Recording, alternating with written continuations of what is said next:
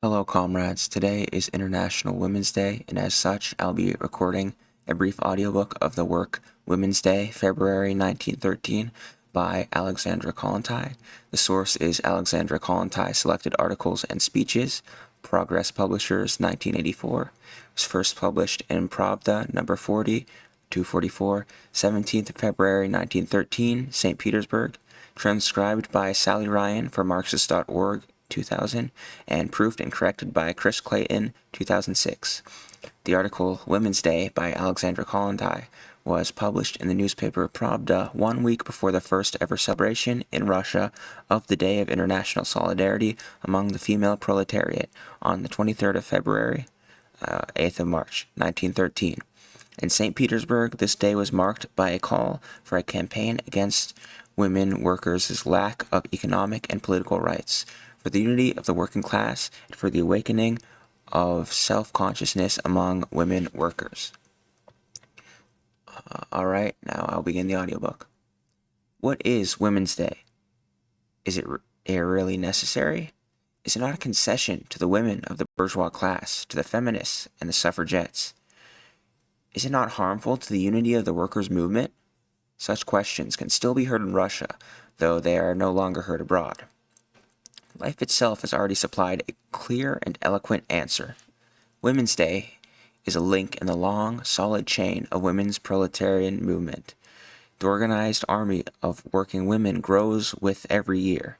20 years ago, the trade unions contained only small groups of working women scattered here and there among the ranks of the Workers' Party. Now, English trade unions have over 292,000 women members.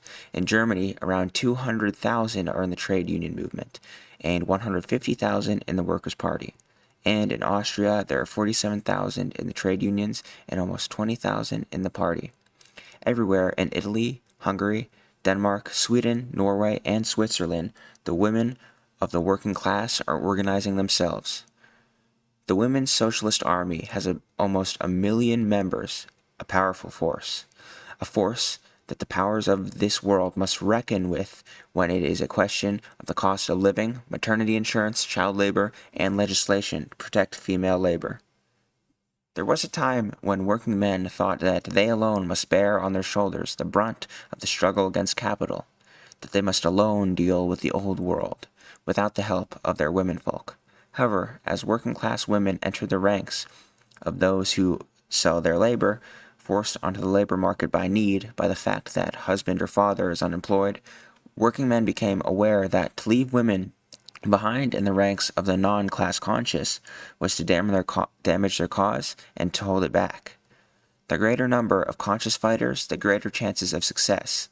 What level of consciousness is possessed by a woman who sits by the stove, who has no rights in society, the state, or the family? She has no ideas of her own. Everything is done as ordered by the father or husband. The backwardness and lack of rights suffered by women, their subjection and indifference, are of no benefit to the working class, and indeed are directly harmful to it. But how is a woman worker to be drawn into the movement? How is she to be awoken? Social democracy abroad did not find the correct solution immediately. Workers' organizations were open to women workers, but only a few entered. Why? Because the working class at first did not realize that the woman worker is the most legally and socially deprived member of that class, that she has been browbeaten, intimidated, persecuted down the centuries, and that in order to stimulate her mind and her heart, a special approach is needed. Words understandable to her as a woman. The workers did not immediately appreciate that this world lack of rights and exploitation, the woman is oppressed not only as a seller of her labor, but also as a mother, as a woman, however. When the Workers' Socialist Party understood this, it boldly took up the defense of women on both counts as a hired worker and as a woman, a mother. Socialists in every country began to demand special protection for female labor, insurance for a mother and child, political rights for women, and the defense of women's interests.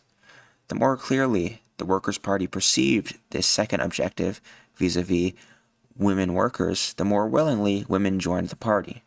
The more they appreciated the party as their true champion, that the working class is struggling also for their urgent and exclusively female needs. Working women themselves, organized and conscious, have done a great deal to elucidate this objective. Now, the main burden of the work to attract more working women into the socialist movement lies with the women. The parties in every country have their own special women's committees, secretariats, and bureaus. These women's committees conduct work among the largely non-politically conscious female population, arouse the consciousness of working women, and organize them.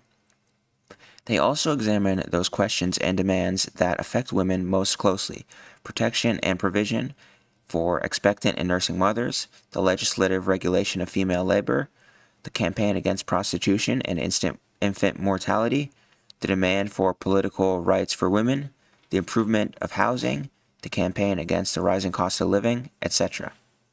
Thus, as members of the party, women workers are fighting for the common class cause, while at the same time outlining and putting forward those needs and demands that most clearly affect themselves as women, housewives, and mothers. The party supports these demands and fights for them. The requirements of working women are part and parcel of the common workers' cause. On Women's Day, the organized demonstrate against their lack of rights. But some will say, why this singling out of women workers? Why special Women's Day, special leaflets for working women, meetings and conferences of working class women? Is this not, in the final analysis, a concession to the feminists and the bourgeois suffragettes? Only those who do not understand the radical difference between the movement of socialist women and bourgeois suffragettes can think this way. What is the aim of the feminists? Their aim is to achieve the same advantages, the same power, the same rights within capitalist society as those possessed now by their husbands, fathers, and brothers. What is the aim of the women workers? Their aim is to abolish all privileges deriving from birth or wealth. For the woman worker, it is a matter of indifference who is the master, a man or woman.